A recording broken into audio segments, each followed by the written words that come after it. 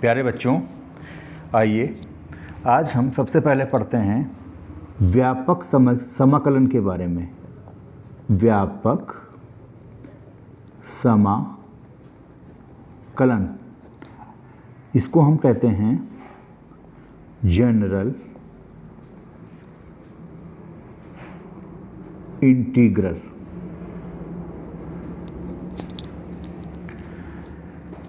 प्यारे बच्चों, जैसा कि हमें पता है कि यदि स्मॉल f(x) का अवकल गुणांक f(x) है, मालूम है, हम जानते हैं कि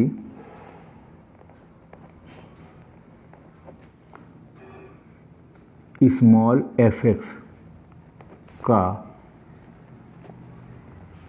अवकल गुणांक कैपिटल f(x) हो तो f(x) प्लस c का भी अवकल गुणांक का भी अवकल गुणांक कैपिटल f(x) ही होगा। क्यों होगा? यहाँ पे देखिए कि जो c है, जहाँ c कोई स्वेच्छ चर है, कोई स्वेच्छा का मतलब होता है स्वेच्छापूर्वक लिया गया चर है। c की जगह पे k भी ले सकते हैं। अब चूँकि हमने यहाँ पे c लिया है तो इसको बोल देंगे हम स्वेच्छ अचर है।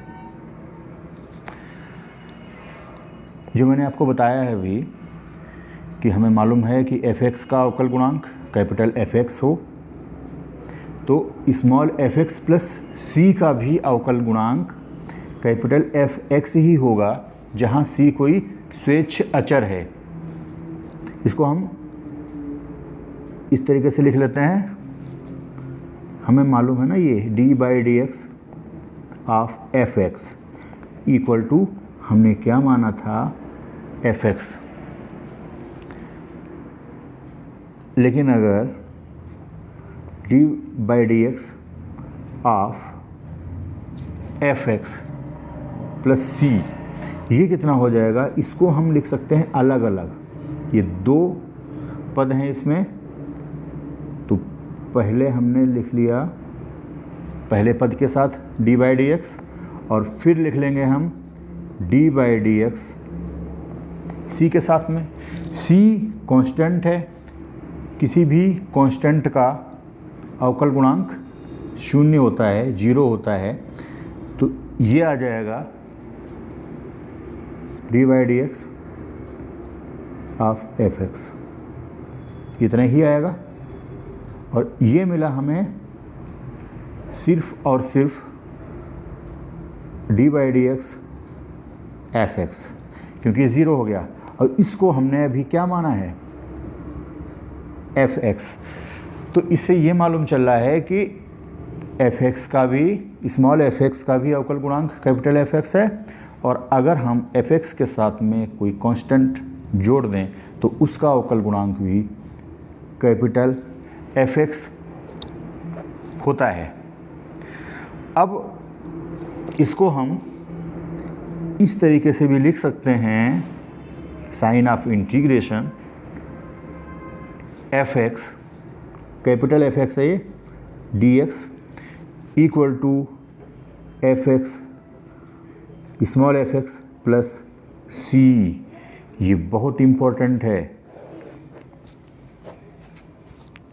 यहाँ पे c है, जैसा बताया था मैंने, कोई स्वेच्छ अचर है जिसके असंख्य मान हो सकते हैं। 1 2 3 मान इसके नहीं होंगे, असंख्य मान होंगे। 1 भी हो सकता है, 2 भी हो सकता है, 3 भी हो सकता है, 100 भी हो सकता है, -10 भी हो सकता है। इसको हम एग्जाम्पल के माध्यम से भी समझ सकते हैं कि अगर हम x² का x के सापेक्ष अवकल गुणांक ज्ञात करें तो 2x आता है।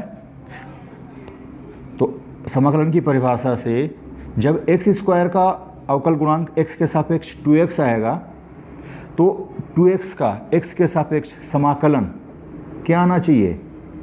एक्स स्क्वायर आना चाहिए। इसी प्रकार D by d x square plus 5, इसकी वैल्यू,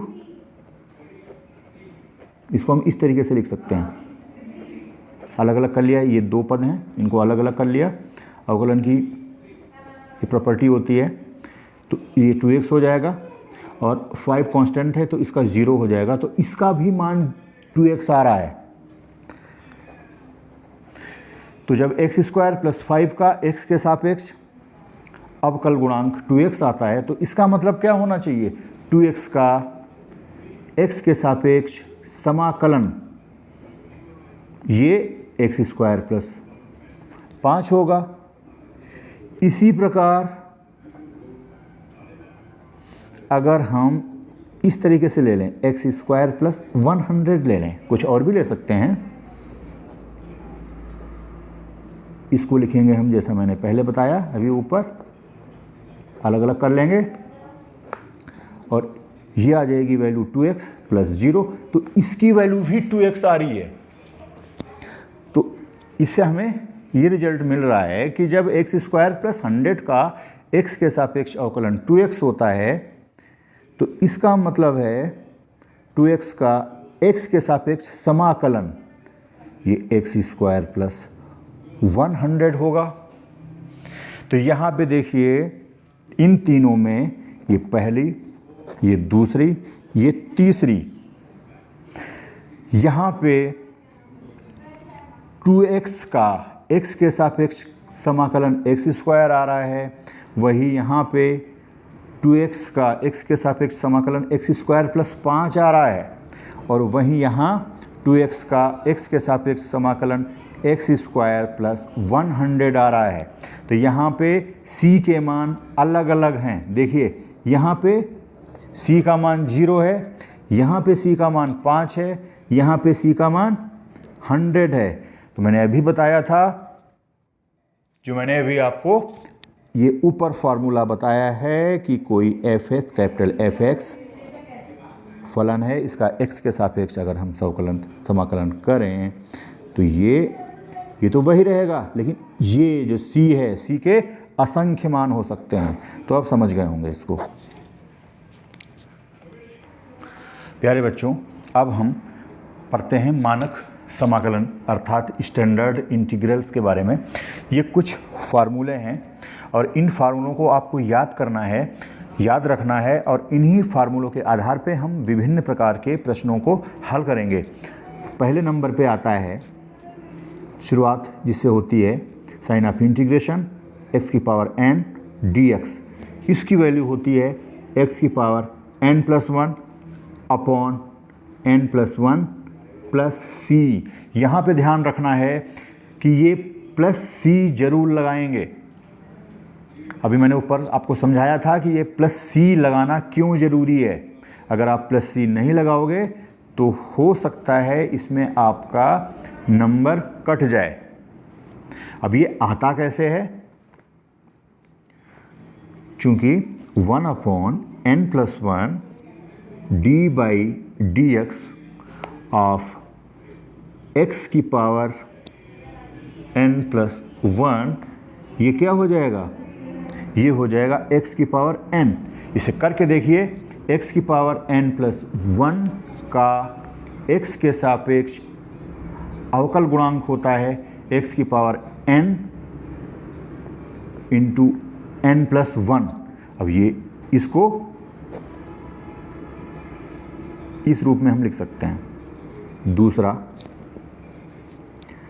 1/x dx, ये बराबर होता है log x प्लस c लगाना बहुत ज़रूरी है, क्योंकि d/dx log x ये होता है 1/x। तीसरा e की पावर x dx ये होता है e की पावर x प्लस c, चूँकि डी बाई डी एक्स ई की पावर एक्स इक्वल टू ई की पावर एक्स, क्योंकि ई की पावर एक्स का एक्स के सापेक्ष अवकल गुणांक ई की पावर एक्स ही होता है। तो इसका मतलब है ई की पावर एक्स का एक्स के सापेक्ष समाकल भी ई की पावर एक्स ही होगा। फोर्थ है ए की power x d x equal to a की power x upon log base, यह रहेगा यहाँ पे ए हो जाएगा प्लस सी। क्यों? क्योंकि ये फार्मूला हमने डिफरेंशिएशन में पढ़ा है कि ए की power x upon log a equal to a की पावर एक्स। पांचवा ये हो जाएगा साइन एक्स का एक्स के सापेक्ष समाकलन, ये होता है minus cos x plus c, क्योंकि हमें पता है कि माइनस कॉस एक्स का एक्स के सापेक्ष अवकलन या अवकल गुणांक होता है साइन एक्स। अगला कॉस एक्स डी एक्स, यानी कि कॉस एक्स का एक्स के सापेक्ष समाकलन, ये हो जाएगा साइन एक्स प्लस सी, क्योंकि साइन एक्स का एक्स के सापेक्ष अवकल गुणांक ये होता है कॉस एक्स। इसी तरीके से ये हम और भी फार्मूले लिख सकते हैं, जैसे सेक स्क्वायर एक्स का समाकलन एक्स के सापेक्ष ये हो जाएगा टेन एक्स प्लस सी। क्यों हो जाएगा? क्योंकि d by d x of ten x ये होता है सेक स्क्वायर एक्स। इसी तरीके से ये आठवां फार्मूला मैं लिख रहा हूँ, कोसेक स्क्वायर एक्स का एक्स के सापेक्ष समाकलन माइनस कॉट एक्स होता है, प्लस सी लगाना नहीं भूलेंगे हम, क्योंकि d by d x of minus cot x equal to cosec square x. यहाँ पे हमने माइनस कॉट एक्स लिखा है, इसको हम ऐसे भी लिख सकते हैं d by d x cot x equal to minus cosec square x, इस तरीके से समझ सकते हैं। इसके बाद अगला है sec x into tan x d x equal to, इसका sec x into tan x का एक्स के सापेक्ष समाकलन ये होता है सेक एक्स प्लस सी। क्यों? क्योंकि d by d x sec x का होता है sec x into tan x. अगर आपको डिफरेंशिएशन में ये फार्मूले याद हैं तो आपको समाकलन में भी आसानी से इसकी सहायता से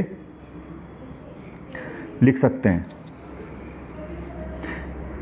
इसी तरीके से अगला है, जैसे कोसेक एक्स कॉट एक्स का एक्स के सापेक्ष समाकलन ये होता है minus cosec x plus c. क्यों होता है? क्योंकि d by d x of cosec x ये होता है बराबर minus cosec x into cot x. चाहे तो माइनस यहाँ भी लगा सकते हैं, जब यहाँ लगाएंगे माइनस तो यहाँ पे माइनस नहीं आएगा।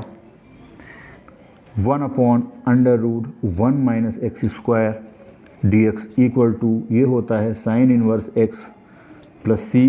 क्यों होता है? क्योंकि d by d x of sine inverse x ये होता है 1 upon under root 1 minus x square. अगर आपको ये वाला याद है फार्मूला डिफरेंशिएशन में तो इसको आसानी से लिख सकते हैं। इसी तरीके से ये 11 था, ये 12 आ गया।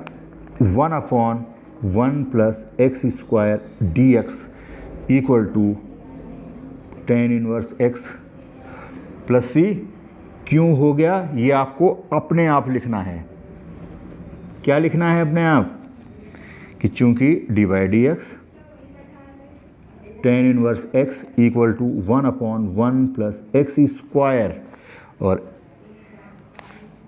एक फार्मूला और है 1/x under root x square minus 1 d x equal to sec inverse x plus c, क्योंकि d by d x of sec inverse x equal to 1/x under root x square minus 1।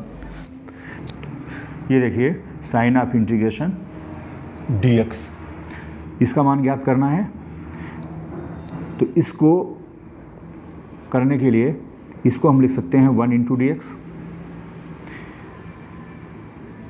अब देखिए यहाँ 1 dx आ गया, लेकिन अभी भी बात नहीं बन रही है, तो 1 को लिख लीजिए x की पावर 0 क्यों dx, क्योंकि x की पावर 0 का मान होता है 1।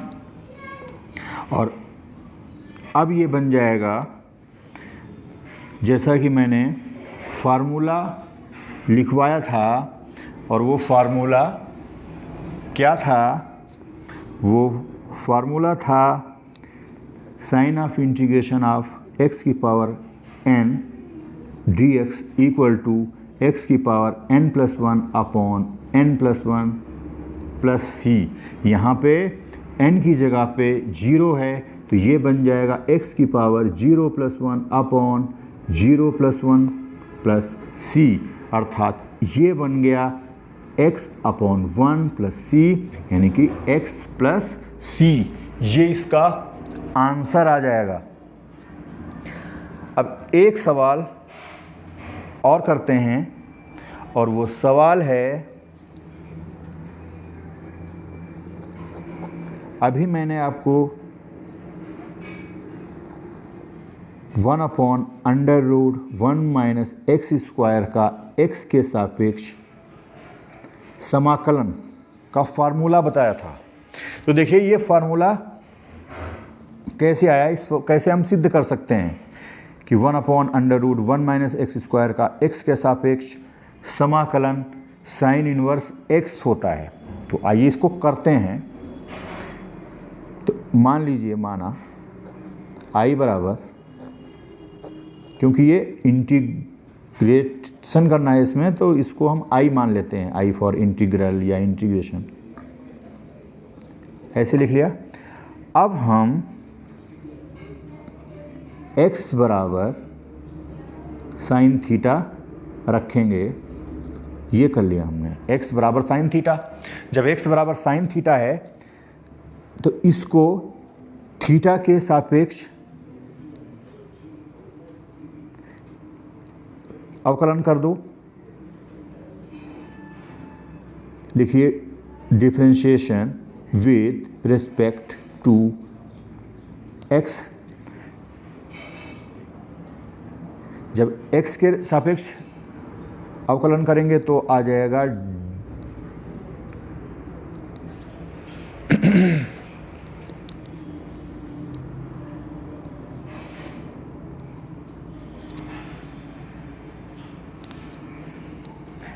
अब देखिए ये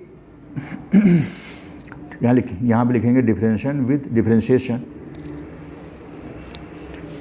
अब देखिए क्योंकि यहाँ पे थीटा के सापेक्ष अवकलन करना है, तो लिख देंगे differentiation with respect to theta. Theta के सापेक्ष करना है अवकलन, तो ये हो जाएगा dx upon d theta equal to, theta के सापेक्ष कर रहे हैं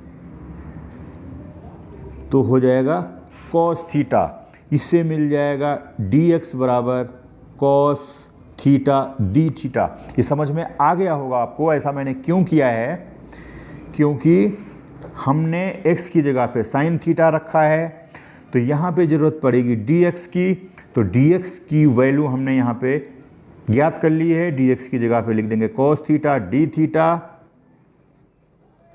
क्योंकि थीटा में कन्वर्ट करना है x को, और यहाँ पे 1 माइनस एक्स की जगह पे हमने रखा है साइन थीटा, तो ये बन जाएगा साइन स्क्वायर थीटा। तो ये बना, ऊपर तो cos थीटा d थीटा ही रहा, और अंदर बन गया 1 माइनस साइन स्क्वायर थीटा को लिख सकते हैं cos स्क्वायर थीटा, ये स्क्वायर थीटा है, और ये बन गया cos theta d theta upon cos theta, क्योंकि square root of cos square theta ये cos थीटा होता है, cos थीटा से cos थीटा कट गया, तो ये आया d थीटा, और अभी मैंने dx का, ये यहाँ पे dx का इंटीग्रेशन किया था, इसको हमने लिखा था 1 इंटू dx, और इसकी वैल्यू आई थी x। तो इसी तरीके से यहाँ पे d थीटा है, बस x की जगह पे थीटा है, तो इसकी वैल्यू क्या आ जाएगी, इसकी वैल्यू आ जाएगी थीटा प्लस c। तो i की वैल्यू आ गई थीटा प्लस c। अब क्योंकि हमने ये x बराबर साइन थीटा रखा था, यहाँ देख लीजिए x बराबर साइन थीटा है, तो क्या हो जाएगा sine square sine inverse x बराबर थीटा के हो जाएगा, ये साइन इधर आ जाएगा, तो साइन इनवर्स बन जाएगा, तो साइन इनवर्स x बराबर थीटा, क्योंकि हमने यहाँ पे साइन थीटा की जगह पे x रखा था, ये जो ओरिजिनल जो सवाल है वो x में है, तो हमें x में ही ये सवाल हल करके देना पड़ेगा। यहाँ पे थीटा के पदों में आ रहा है, तो इसको लिखेंगे हम थीटा की जगह पे sine inverse x plus c।